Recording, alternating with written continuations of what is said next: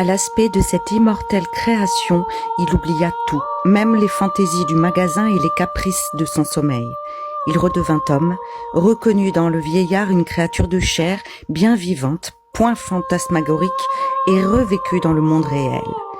La tendre sollicitude, la sérénité du visage divin influèrent aussitôt sur lui. Cette peinture inspirait une prière, commandait le pardon, tuait l'égoïsme, réveillait la charité. Le triomphe de Raphaël était complet, car on oubliait le peintre. Et partageant le privilège des enchantements de la musique, son œuvre vous jetait sous le charme puissant des souvenirs. « J'ai couvert cette toile de pièces d'or à 1 pied de hauteur, » dit froidement le marchand. « Eh bien, il va falloir mourir !» s'écria le jeune homme, qui sortait d'une rêverie dont la dernière pensée l'avait ramené vers sa fatale destinée, en le faisant descendre, par d'invisibles déductions, d'une dernière espérance à laquelle il s'était attaché.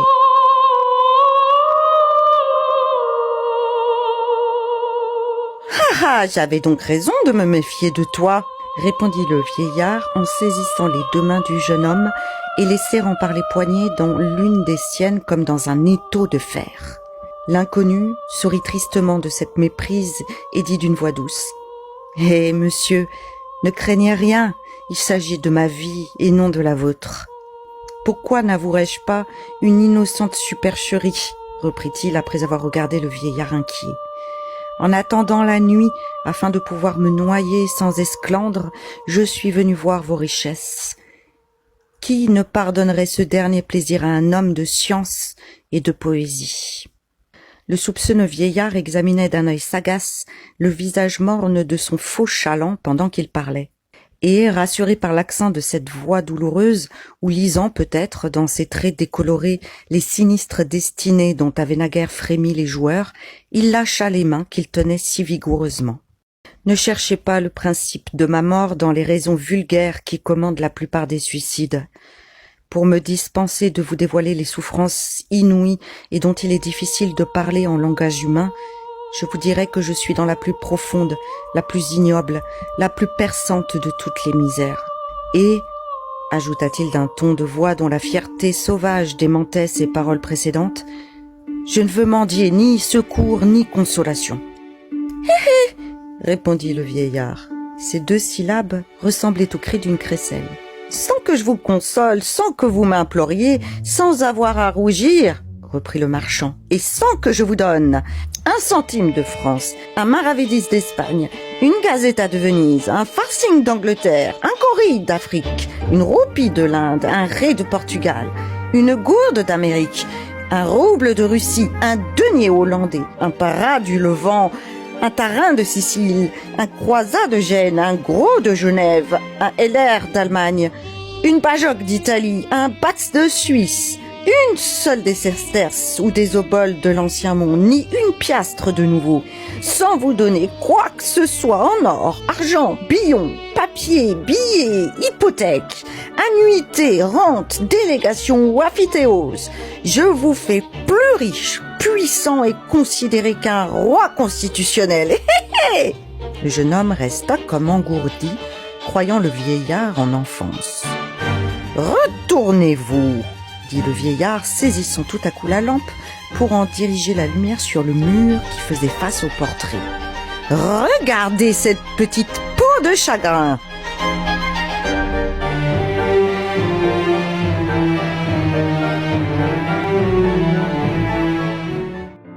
La clarté frappant en plein sur le fragment d'une peau de chagrin suspendue à un clou, précisément au-dessus du siège sur lequel le jeune homme était assis. Il vit, en se levant, un phénomène assez extraordinaire pour le surprendre. Cette peau, grande comme la fourrure d'un jeune renard, projetait des rayons étincelants.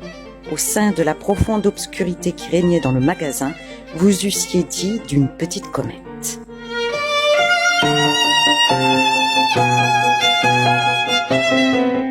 Le jeune incrédule s'approcha de ce talisman si puissant contre le malheur en se moquant par une phrase mentale. Mais animé cependant d'une curiosité bien légitime, il se pencha pour le regarder alternativement sous toutes les faces. Et alors, il découvrit bientôt une cause naturelle à cette lucidité singulière. Il démontra mathématiquement la raison de ce phénomène au vieillard qui, pour toute réponse, sourit avec malice. Ce sourire de supériorité fit croire au jeune savant qu'il était en ce moment dupe de quelque charlatanisme. Et ne voulant pas emporter une énigme de plus dans la tombe, il retourna promptement la peau comme un enfant pressé de connaître les innocents secrets de quelque nouveau jouet. « Ah ah !» s'écria-t-il. « Voici l'empreinte du sceau que les orientaux nomment le cachet de Salomon. Y a-t-il au monde un homme assez simple pour croire à l'existence de cette chimère ? Ne savez-vous pas, ajouta-t-il, que les superstitions de l'Orient ont consacré la forme mystique et les caractères mensongers de cet emblème qui représente une puissance fabuleuse ? Je ne dois pas, dans cette circonstance, être plus taxé de niaiserie que si je parlais des sphinx ou des griffons, dont l'existence est en quelque sorte scientifique. Puisque vous êtes un orientaliste, reprit le vieillard, peut-être lirez-vous cette sentence. Apportant alors la lampe près du talisman que le jeune homme tenait à l'envers, il lui fit apercevoir des caractères incrustés dans le tissu cellulaire de cette peau merveilleuse, comme s'ils eussent été produits par l'animal auquel elle avait appartenu. Les paroles mystérieuses étaient disposées de la manière suivante. « Si tu me possèdes, tu posséderas tout, mais ta vie m'appartiendra. Dieu l'a voulu ainsi. Désir et tes désirs seront accomplis. Mais règle tes souhaits sur ta vie. Elle est là. À chaque vouloir, je décroîtrai comme tes jours. Me veux-tu ? Prends. Dieu t'exaucera. Sois. » Le vieux marchand remit la lampe sur la colonne où il l'avait prise, en lançant au jeune homme un regard empreint d'une froide ironie qui semblait dire « Il ne pense déjà plus à mourir. »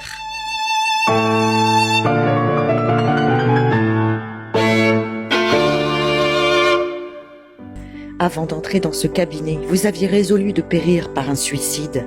Mais tout à coup, un secret vous occupe et vous distrait de mourir. Enfant! Chacun de vos jours ne vous offrira-t-il pas une énigme plus intéressante que celle-ci ? Écoutez-moi.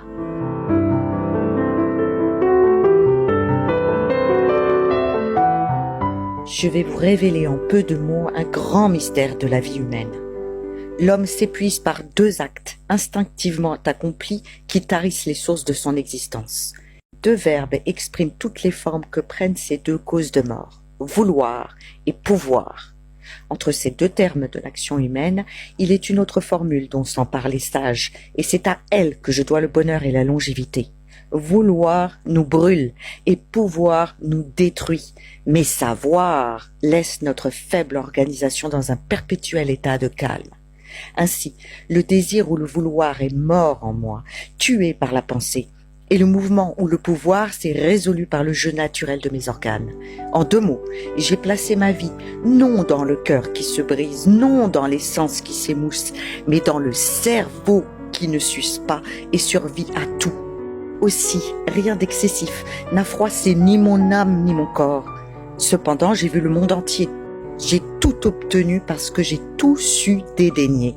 Ma seule ambition a été de voir, car voir, c'est savoir. Oh, savoir, jeune homme, n'est-ce pas jouir intuitivement ? N'est-ce pas découvrir la substance même du fait et s'en emparer essentiellement ? Que reste-t-il d'une possession matérielle ? Rien qu'une idée.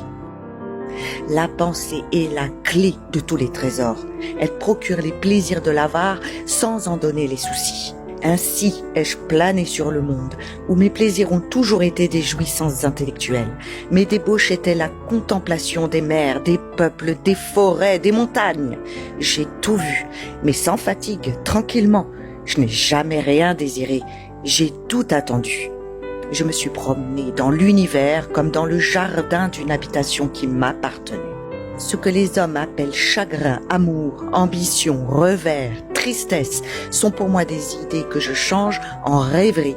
Au lieu de les sentir, je les exprime, je les traduis, et au lieu de leur laisser dévorer ma vie, je les dramatise, je les développe, je m'en amuse comme de romans que je lirais par une vision intérieure. N'ayant point forcé mes organes, je jouis encore d'une santé robuste. Et mon âme, ayant hérité de toute la force dont je n'abusais pas, cette tête est encore mieux meublée que mes magasins. Là, dit-il en se frappant le front, là sont les millions. Je passe des journées délicieuses en jetant un regard intelligent dans le passé. Ceci, dit-il d'une voix éclatante en montrant la peau de chagrin, est le pouvoir et le vouloir réunis.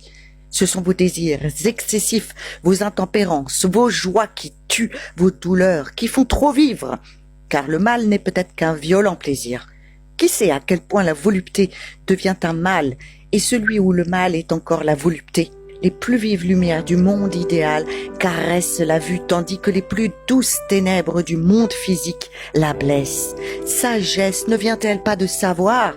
Et qu'est-ce que la folie, sinon l'excès d'un vouloir ou d'un pouvoir? Eh bien oui, je veux savoir, dit l'inconnu en saisissant la peau de chagrin.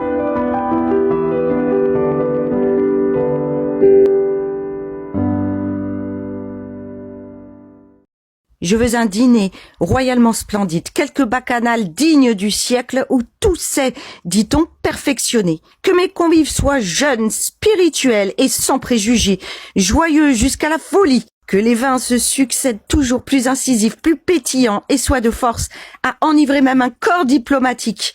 Que la nuit soit parée de femmes ravissantes. Enfin, je veux voir la débauche en délire, rugissante, et dans son char tiré par 4 chevaux, dont l'ardeur nous entraîne par-delà les bornes du monde et nous verse sur des plages inconnues.